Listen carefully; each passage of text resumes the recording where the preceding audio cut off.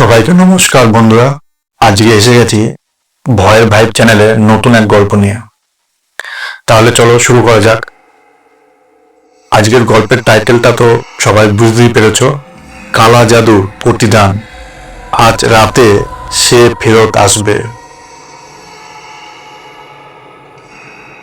আজ আমি তোমাদের এমন একটা সত্যি বলবো যা আমি কারো কাছে কোনোদিন বলিনি। কারণ এই গল্প বললেই সে ফিরে আসে, সে যে মরেও বাঁচে, আর বাঁচলেও মানুষ থাকে না। 3 বছর আগে আমার জীবনে একটা অদ্ভুত মেয়ে এসেছিল, যার নাম ছিল অদ্রিজা।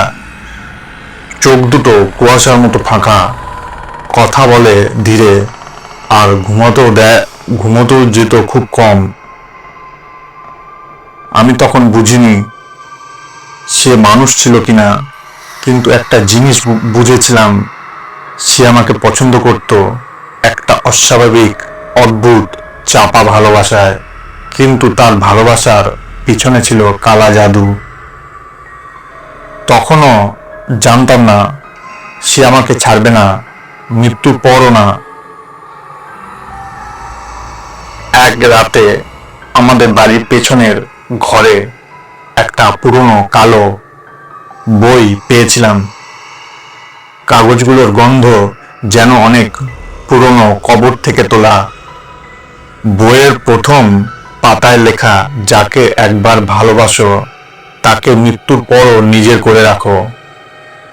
সেই বইতে একটা ছবি ছিল, ছবিটা অদ্রিজার আমার দিকে তাকিয়ে হাসছে, কিন্তু মুখে মানুষের হাসি ছিল না, ছিল শকুনের মতো হাসি। আমি বইটা স্পর্শ করতেই একটা জিনিস বুঝলাম, এই বই আমাকে ডেকে এনেছে, আর অদ্রিজা এই বইয়ের মালিক।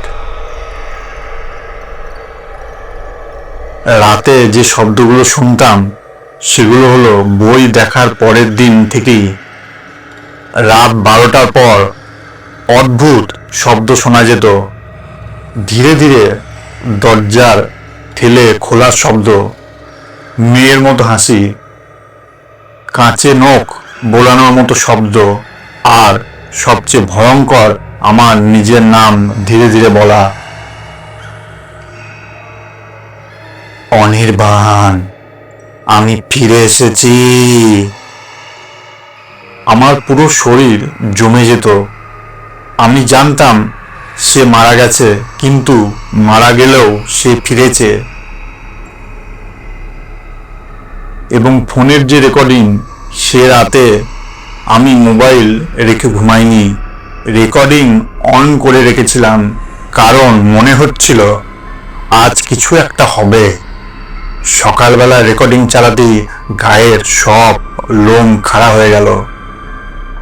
রেকর্ডিংয়ে আমার ঘরে কেউ ঢুকছে, ধীরে ধীরে পোশাকের ঘর্ষণের শব্দ, তারপর একটা ফিসফিসানি, তুই আমাকে ছেড়ে চলে গেলে কেন। এই কণ্ঠস্বর, এটা অদ্রিজার না, এটা মানুষের কণ্ঠ না, এটা গলা চিরে ফেলা কারো কণ্ঠ। তারপর আরেকটা লাইন, মরতে আমার কষ্ট হয়েছে অনির্বাণ, তোমাকেও কষ্ট দেব, তোমার শেষ রাত আজ। আর একটা শব্দ, বিছানায় কেউ বসছে, একটা দীর্ঘশ্বাস। আমি এখানে। স্ক্রিনে দেখা যাচ্ছে রেকর্ডিং রাত 2:42-এ থেমে গেছে, আর 2:42-তেই আমার ঘরে কেউ ঢুকেছিল। কেউ মানে সে। আমি বইটা লুকিয়ে ফেলেছিলাম, কিন্তু অদ্রিজা সেটা খুঁজে নিয়েছে।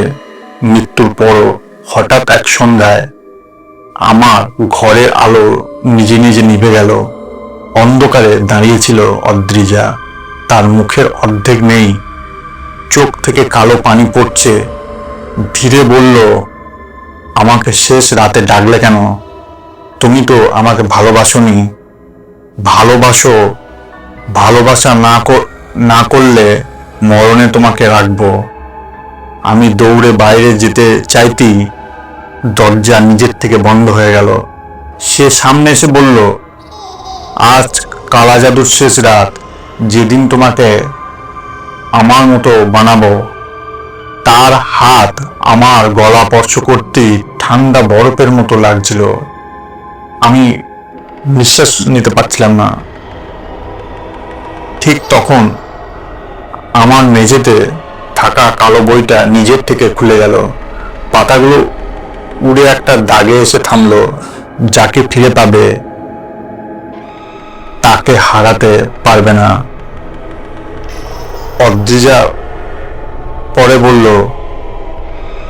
তুমি আমায় হারাতে পারবে না, কারণ আমি মরি নাই। এটা বলে সে অদৃশ্য হয়ে গেল। শুধু বাতাসে একটা গন্ধ ভাসছিল, মৃত শরীরের গন্ধ। আমি ভেবেছিলাম সব শেষ, কিন্তু ওই দিন রাত 12টার সময় আমার ফোন ভাইব্রেট করলো। একটা মাত্র voice note. Adrija. Time 00:00 AM। আমি প্লে করতেই গলা শুকিয়ে গেল এবং বলল, অনির্বাণ, আমি মরিনি, আর আজ রাতে তুমি একা না। আর ভয়েস নোট শেষ হতেই পেছন থেকে একটা ঠান্ডা শ্বাস কানে লাগলো।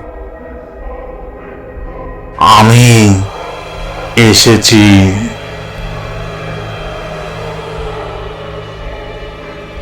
ধন্যবাদ।